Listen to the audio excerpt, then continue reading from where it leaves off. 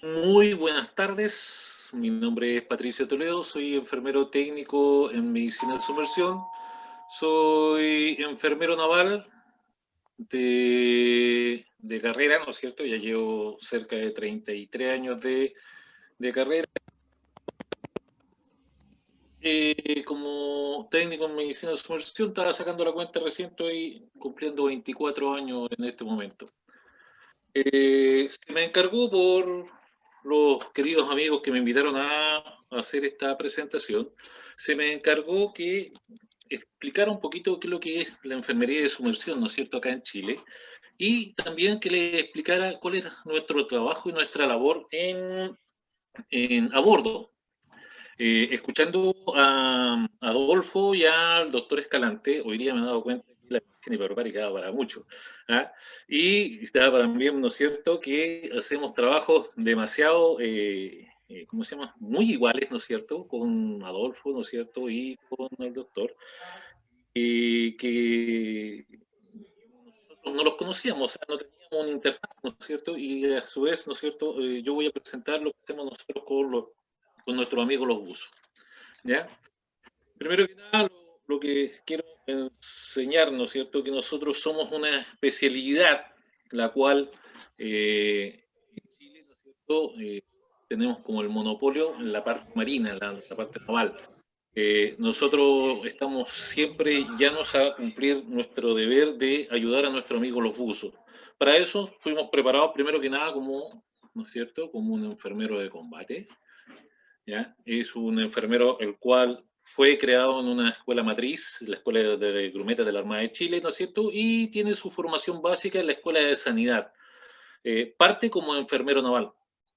Posteriormente, como enfermero naval, ¿no es cierto?, tiene unos años que tiene que realizar sus estudios como corresponde. Ahí yo pongo la malla más básica, ¿no es cierto?, de la enfermería naval, en la cual, ¿no es cierto?, tenemos diferentes ramos para que ustedes se vayan dando cuenta que no somos un pseudo paramédico o un prestador de primeros auxilios, ¿no es cierto?, sino que somos gente que somos preparados como enfermeros navales, ¿no es cierto?, que tenemos que subespecializarnos posteriormente en varias, que sea, podemos especializarnos o subespecializarnos en varias especialidades, y dentro de ellas tenemos, para mí, la mejor, ¿no es cierto?, que es la enfermería técnica, ¿no es cierto?, en sumersión.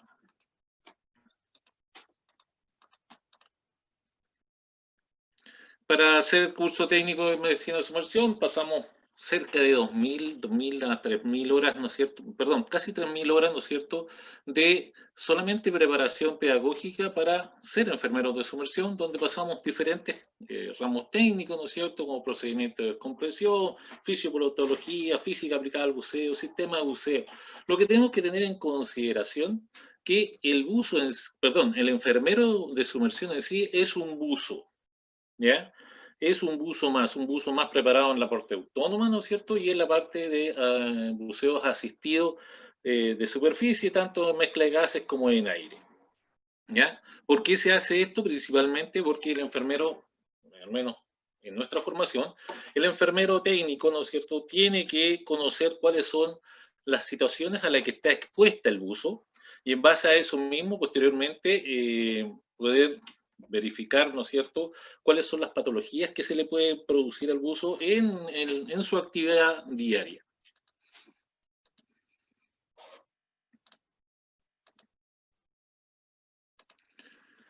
Ya, como enfermero naval, ¿no es cierto?, primero que nada, nosotros somos un enfermero de combate, y como enfermero de combate tenemos que realizar la asistencia prehospitalaria, ¿no es cierto?, apoyar a la comunidad en caso de desastre, y como un buen enfermero también tenemos que estar preparados para integrarnos al medio hospitalario y al ambulatorio como propiamente tal nuestra enfermería lo amerita, ¿ya? Para eso nosotros somos preparados en cursos del PHTLS y el curso C4, ¿no es cierto?, que son de cuidados de heridos en combate. Son cursos internacionales, los cuales ustedes también, como operadores de sanidad, ¿no es cierto?, tienen que tener algún tipo de conocimiento. como enfermeros nosotros tenemos que desempeñarnos en estar capacitados para desempeñarnos en unidades de paciente crítico, ¿no es cierto? En unidades médico-quirúrgicas, unidades de emergencia, ¿no es cierto? Y en los centros de atención primaria de salud. Y aparte nosotros tenemos que desarrollarnos en todas las áreas operativas institucionales, o sea, poder andar embarcado, poder andar en una unidad de combate, unidad de fuerzas especiales, prestando apoyo como enfermero. Ahora, como especialista en medicina de sumersión, tenemos que estar prestos y tenemos que estar preparados para poder desempeñarnos, ¿no es cierto?, en lo que son las partidas de salvataje o de salvamento, como le dicen ustedes, ¿no es cierto?, en unidades de fuerzas especiales. ¿Cuál es nuestro objetivo ahí en esas unidades? Hay objetivos de procedimientos preventivos, objetivos de fomento de la salud, ¿no es cierto?, de mantención de la salud y de recuperación de la salud. Ese es nuestra misión en nuestra unidad de combate y como enfermero en sí, de la vida, ¿ya? Y todo esto está desarrollado hacia la medicina aplicada en actividades subacuáticas. Ahí tenemos otros cursos también que nosotros desarrollamos para lo que son estar preparados, ¿no es cierto?, para la atención de nuestros enfermos.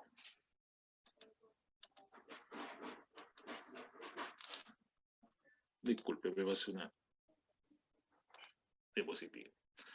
Dentro de las labores como enfermeros de sumersión en la estación de buceo, nosotros tenemos que ser asesores de las labores del supervisor de buceo. Nosotros no reemplazamos al supervisor de buceo, somos un asesor más. Y principalmente acá en Chile somos ¿cómo se llama?, un asesor importante, somos casi su brazo derecho, ¿ya? Dentro de las partidas de salvataje, ¿no es cierto?, en casos muy especiales nos podemos desempeñar más como un buzo, como un buzo más, tanto como les decía anteriormente, en buceo scuba o buceo autónomo, ¿no es cierto?, y a buceo asistido con aire y mezcla de gases. Somos capaces de administrar nuestros cargos,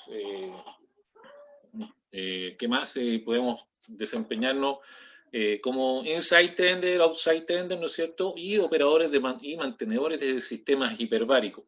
Para eso fuimos preparados, para eso está, ¿no es cierto?, estas casi 3.000 horas de pedagogía específica en la especialidad.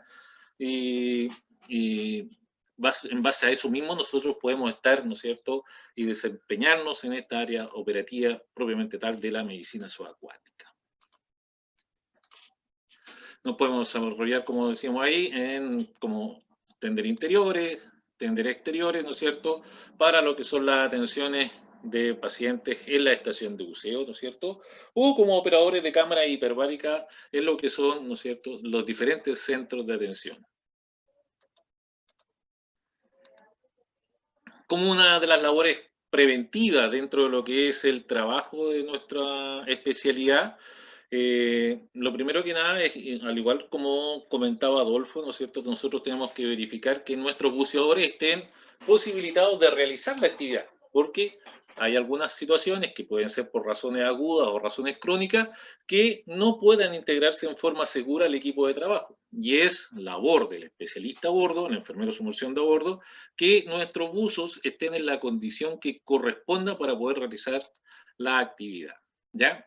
Nosotros aquí en Chile llevamos a cabo lo que es el protocolo de vigilancia para trabajadores y trabajadoras, ¿no es cierto?, expuestas en condición hiperbárica.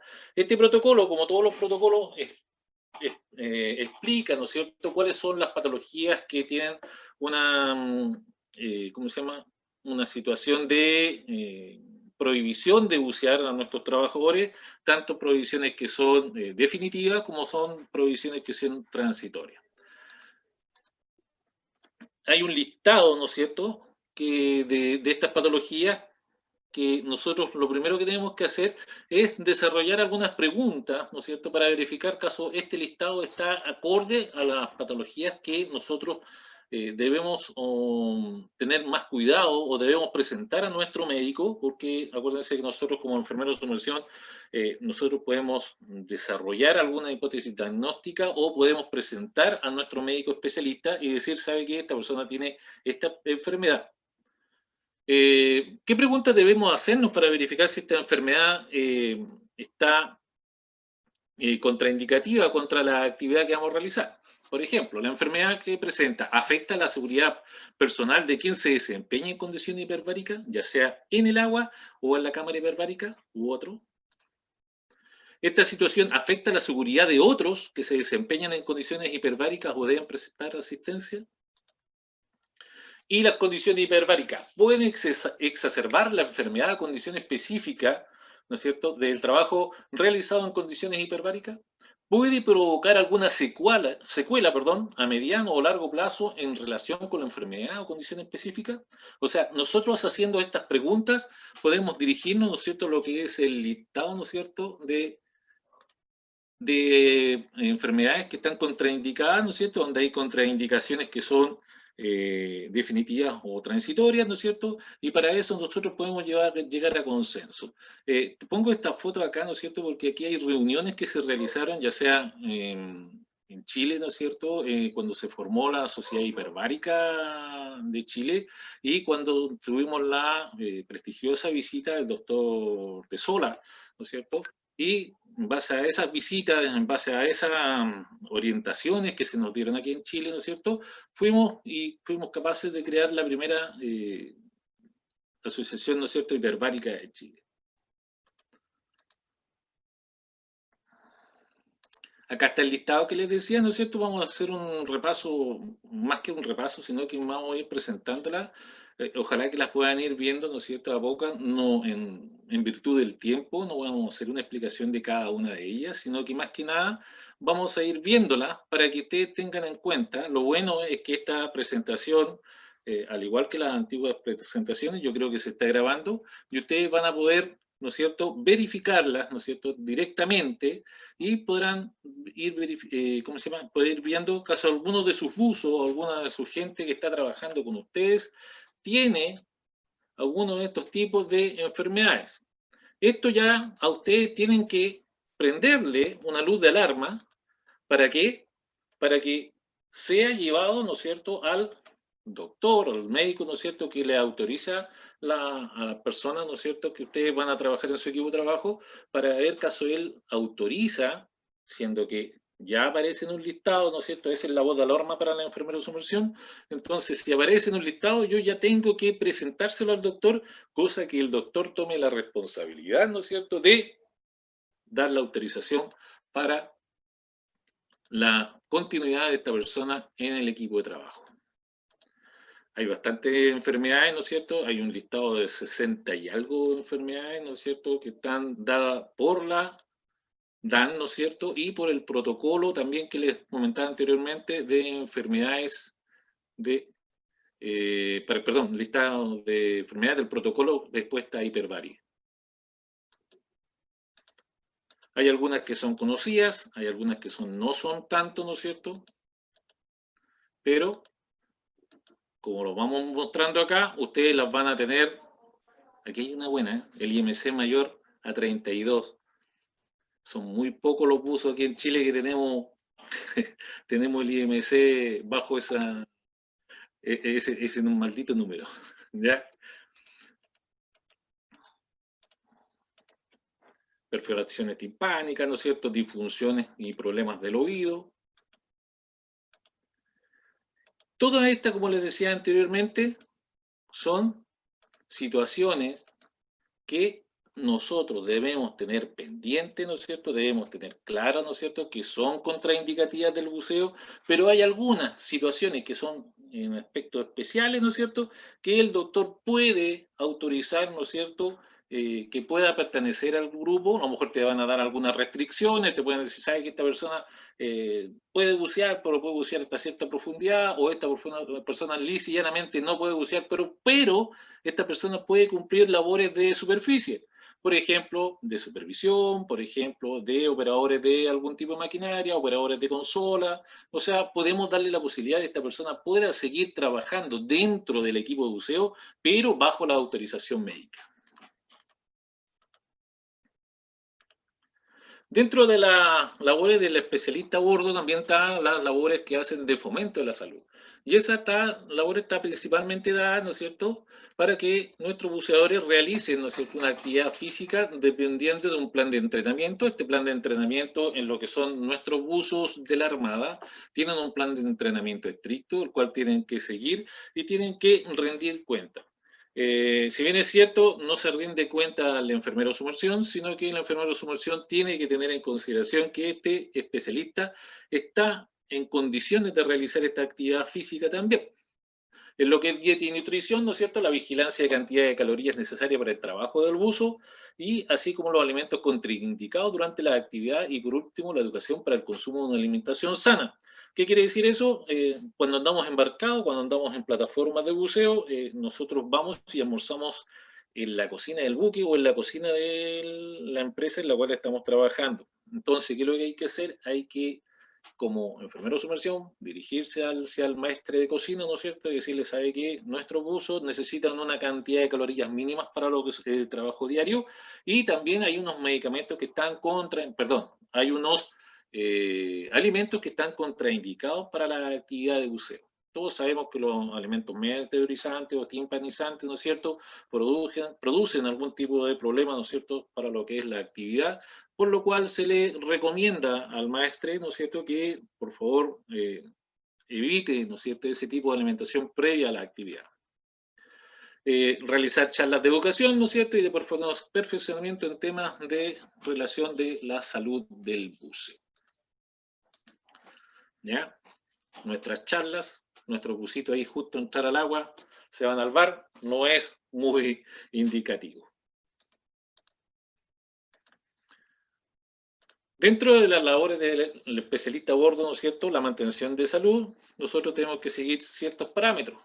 Por ejemplo, nosotros sabemos que tenemos algunos bucitos que están con algunos tratamientos crónicos, y esos tratamientos crónicos están dados y están autorizados por el médico especialista. Entonces, nosotros, ¿qué tenemos que hacer? Tenemos que verificar que estos especialistas, perdón, estos buzos, ¿no es cierto?, mantengan el tratamiento dentro de sus parámetros, dentro de su dosificación, que se tomen sus medicamentos, ¿no es cierto?, y que sus niveles están dentro de parámetros. Generalmente ellos nos dicen, ¿no es cierto?, por ejemplo, un hipertenso nos dice mi presión es entre tanto y tanto, ¿no es cierto?, o algún diabético no insulino dependiente, ¿no es cierto?, que se controla la hemoglucosidad una vez al día o 2 veces al día, nos dicen, oye, mi nivel de glicemia, ¿no es cierto?, capilares de tal nivel, entonces nosotros vigilamos que se mantenga dentro de los niveles que le recomendó su médico.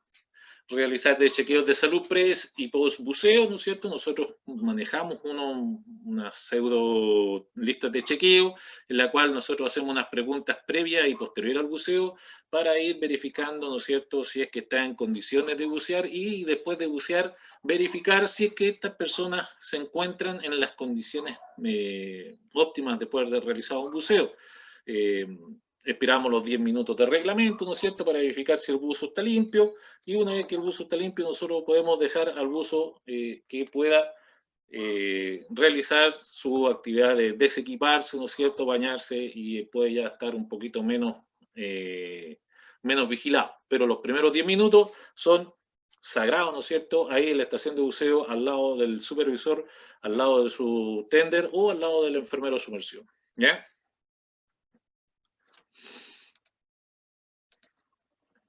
Durante el buceo se va a mantener siempre al costado de algún repetidor de la señal de comunicaciones, porque uno ya con el tiempo va adquiriendo la experiencia, ¿no es cierto?, de saber que cada uno de los buzos tiene su frecuencia respiratoria normal, el estado de lucidez, ¿no es cierto?, del buzo, si cumple las órdenes que se le está dando, ¿no es cierto?, el buzo, el supervisor al buzo y el buzo al supervisor. Entonces, si hay una coherencia, nosotros sabemos que el buzo está bien, y si no hay una coherencia o empezamos a verificar que la respiración está entrecortada, rápida o demasiado lenta, o lisa y llanamente hay pérdida de comunicaciones con sonido respiratorio o sin sonido respiratorio, ¿no es cierto?, uno le da la señal al supervisor, y el supervisor generalmente ya está tomando las acciones para que vaya al buzo emergencia o al buzo respeto, ¿no es cierto?, a verificar qué le pasa al buzo en el fondo.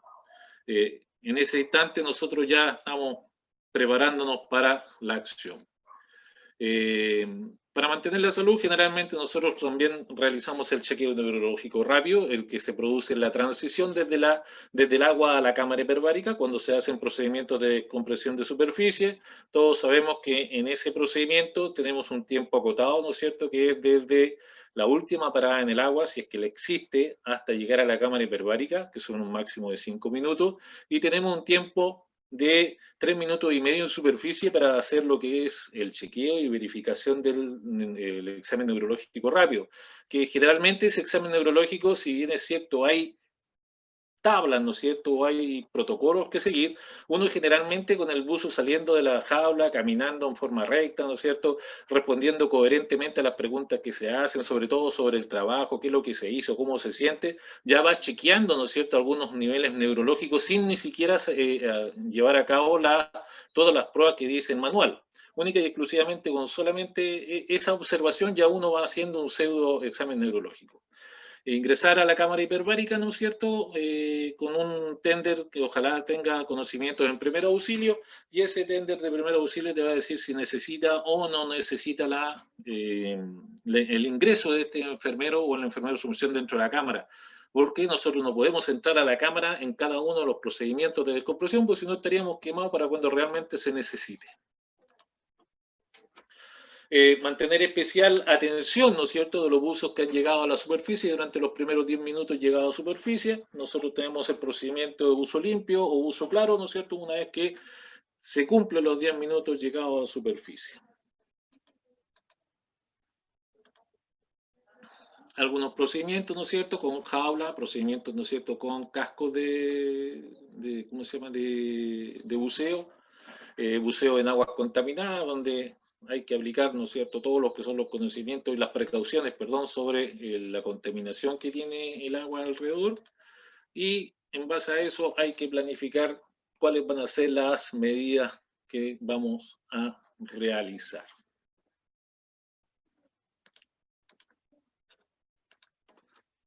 Aquí hay una imagen, ¿no es cierto?, de lo que vamos a hacer un chequeo previo, ¿no es cierto?, donde, si ustedes se dan cuenta, ¿qué es lo que preguntamos? Preguntamos si hay algún buceo anterior de 12 horas, ¿no es cierto?, hay un tratamiento en cámara las últimas 48 horas, si hay algún tratamiento dental, si hay malestares físicos, ¿no es cierto?, si hay resfrío, todo eso es antes de iniciar el buceo. Si hubo medicamentos, alcohol o drogas previo al buceo, si hay algún punto insensible que nosotros debemos saber, ¿no es cierto?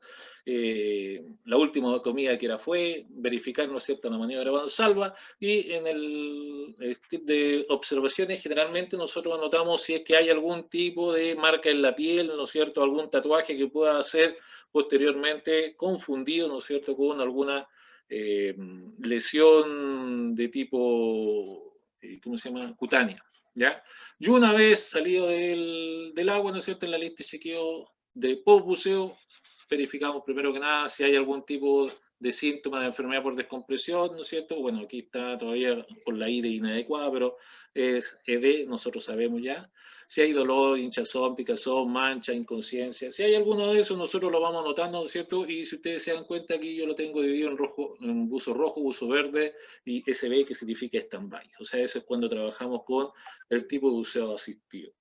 Todos podemos adecuar estas listas de chequeo, ¿no es cierto?, al buceo autónomo, o lo podemos adecuar a un solo buzo o a dos buzos, o en este caso aquí hasta 3 buzos que tenemos acá. Todas estas listas de chequeo van individualizadas con el enfermero que hizo el chequeo y posteriormente visadas por el supervisor de buceo. En lo que es la recuperación de salud, bueno, este es un punto en el cual generalmente todos nos preparamos, ¿no es cierto? Hacemos todos los cursos, hacemos todo lo que queremos, ¿no es cierto? En cursos de C4, REMA y todas estas cosas, pero resulta que es una preparación a la cual nosotros nunca queremos llegar, ¿no es cierto? Es una fase a la cual nunca queremos, estamos preparados, pero nunca queremos actuar. ¿Por qué? Porque se supone que en esta situación está en peligro la salud o la vida de uno de nuestros compañeros de trabajo, ¿ya? ¿Qué es lo que realizamos en esta etapa? Generalmente hacemos la atención de primeros auxilios, ¿no es cierto? Sobre todo ocurrió en la estación de buceo, hasta las atenciones en superficie, la atención de soporte vital básico y avanzado en pacientes con enfermedades asociadas, ¿no es cierto?, a la actividad de buceo, tanto a enfermedades como accidentes. Estos accidentes pueden ser tanto por enfermedad por descompresión como por problemas barotraumáticos. Eh, También prestamos atención de enfermería en el interior de la cámara hiperbárica, para eso estamos preparados. Realizar una hipótesis diagnóstica de los pacientes atendidos, ¿no es cierto?, previo, durante y post el ingreso a la cámara hiperbárica. Esta hipótesis diagnóstica nosotros la evacuamos ya sea en forma presencial al médico, si es que está dentro de la estación de buceo o en el área de la estación de buceo, o se evacúa en forma vía telefónica, ¿no es cierto?, al médico que debiese estar en atención producto de la actividad de buceo que se está realizando. Y esto no es solamente la actividad de buceo militar, sino que también en las actividades de buceo civil. Nosotros debiésemos tener un médico al cual llamar ¿cómo se llama? Explicarle la situación que estamos viviendo en el momento.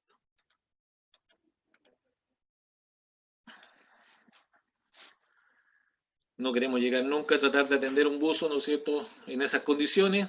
Esta es una situación de un rescate, ¿no es cierto? Y para eso siempre nos preparamos.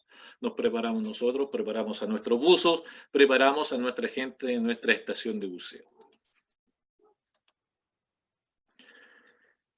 Ya.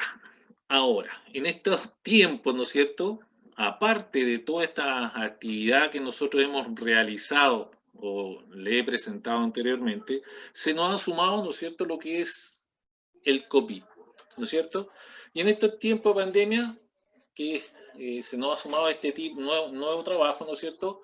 El virus SARS-CoV-2, yo creo que las diferentes empresas, las diferentes marinas han creado sus protocolos. Y a su vez, ¿no es cierto?, las diferentes también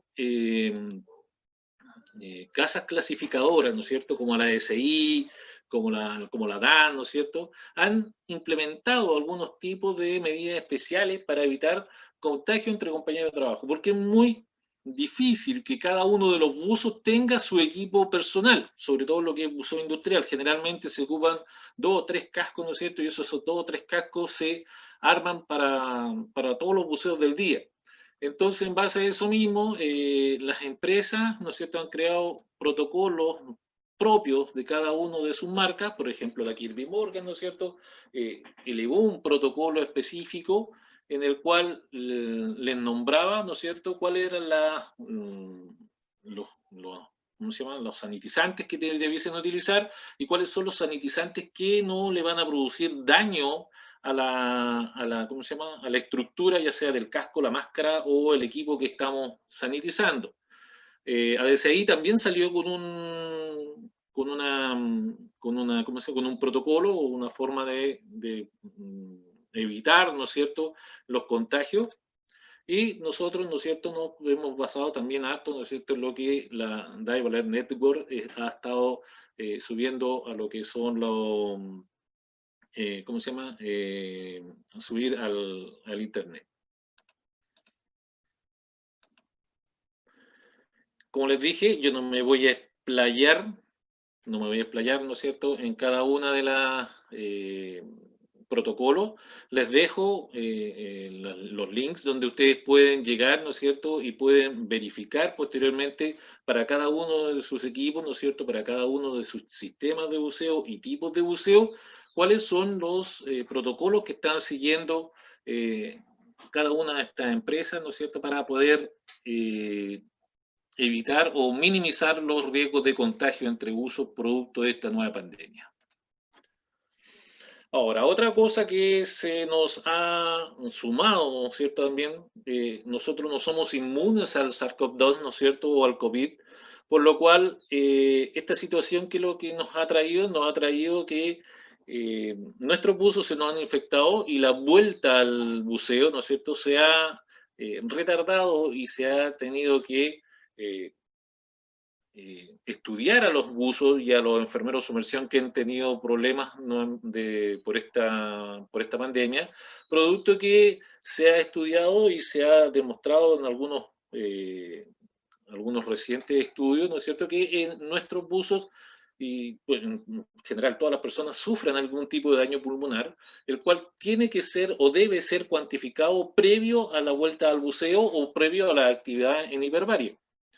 Generalmente estos protocolos están dados, ¿no es cierto?, según la gravedad de los síntomas que desarrolló el paciente o que desarrolló el buzo. Nosotros en Chile, ¿no es cierto?, tenemos el programa de vigilancia epidemiológica ocupacional relativa a la infección por SARS-CoV-2 para servidores que se empeñan en actividades subacuáticas. También hay un instructivo de la ARAN, ¿no es cierto?, que dice COVID-19 y actividades subacuáticas, y sobre todo, ¿no es cierto?, hay un excelente reportaje de un médico, ¿no es cierto?, argentino, que es el doctor Gustavo Maupecín, que publicó hace poco tiempo en su blog, ¿no es cierto?, de microburbujas, el buceo después de COVID, ¿no es cierto?, donde nos explica con peras y manzanas, ¿no es cierto?, cuáles son las situaciones que pueden suceder y cuáles son aproximadamente cuáles son las examinaciones que se deben hacer, ¿no es cierto?, a los buzos o las personas que trabajan en hiperbaria antes de volver a la actividad. Ahí está también la página, ¿no es cierto?, perdón, el link, ¿no es cierto?, donde ustedes pueden ingresar y ver ¿cómo se llama?, esta presentación de buceo después de COVID del doctor Maupecín. Pues bien, las actividades nuestras son variadas, podemos trabajar en diferentes lugares, ¿no es cierto? Lo interesante es estar preparado, tener una preparación como corresponde. Nuestra especialidad está desde el año, en la Marina, está desde el año 1976 aproximadamente.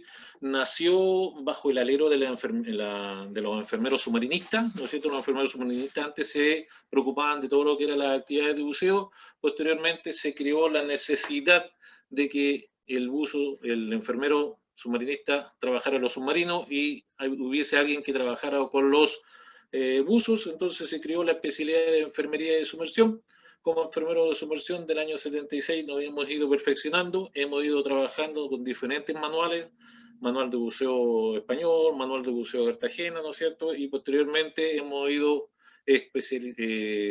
siguiendo los protocolos del manual de buceo americano, ¿no es cierto? Yo me acuerdo desde mi tiempo haber partido con la revisión 5 y ya vamos en la revisión 7-alfa. Así que se ha ido tecnificando, se ha ido, ¿cómo se llama?, actualizando la información, por lo cual esta es una especialidad dinámica con la cual nosotros queremos llegar, ¿no es cierto?, a seguir siendo el apoyo en la actividad de buceo como corresponde. Nuestros buzos deben seguir siendo sanos, nuestros enfermeros deben seguir siendo los mejores en el área, y para muestra un botón, si ustedes se acuerdan, hace unos años atrás, ¿no es cierto?, hubieron 33 mineros que quedaron encerrados en una mina en el área del norte de Chile, y uno de los enfermeros que bajó a la mina, ¿no es cierto?, fue un enfermero de sumersión. O sea, la confianza que tiene el mando en nosotros, la confianza que tiene Chile en nosotros es bastante, porque somos gente preparada. Consultas. Excelente tu presentación, Patricio. Patricio. No me demoré mucho, ¿no? No mucho. Bien, Julio, bien, Julio. Ahí tú me dijiste que necesitabas tiempo. Ahora vamos a la guinda de la torta. No, gracias por tu presentación. Lo que pasa es que todos los temas son interesantes y el tiempo se va dilatando y uno quiere terminar en el tiempo justo y es imposible, no podemos. Así Claro. que, no sé, Edgardo, si hay alguna pregunta para él. Quedan solo las felicitaciones del caso de la gente que lo estuvo viendo, de la gente que lo acompañó desde Chile, y las felicitaciones nuestras, obviamente, y el agradecimiento por haber estado, Patricio. Muy amable. Edgardo, yo quiero decir una última palabra, disculpa, y yo no me voy, pero yo estoy muy honrado, ¿no es cierto?, de haber participado y que ustedes me hayan tenido en consideración entre tan especialistas. Yo los miro hacia arriba, ¿por qué? Porque resulta que son gente que han tenido mucho desarrollo en lo que es la medicina hiperbárica. destaco, ¿no es cierto?, a la doctora Nina, que es una referente del área, ¿no es cierto?, sin desmerecer a todos los otros que han participado. Hay un doctor que tiene experiencia de guerra y uso de cámara hiperbárica en experiencia de combate, o sea, el capitán de navío, no me acuerdo cuál es el nombre El del doctor Campos, el doctor Campos. doctor Campos. Presidente de la Sociedad imagínense, Argentina de Medicina Hiperbárica. una persona que tiene ese tipo de experiencia, yo creo que es impagable haber estado con ustedes, ¿no es cierto? Y le agradezco que me hayan, ¿cómo se llama?, me hayan elegido. Y instar a mi compatriota, el doctor Yuri, ¿no es cierto?, con ese entusiasmo que tiene por la investigación, a seguir adelante, ¿no es cierto? Y a todos los que han expuesto, ¿no es cierto?, me siento muy honrado de estar con ustedes. Eso nomás, Julio. Muchas gracias, doctor Edgardo. Muchas gracias a los que me han escuchado.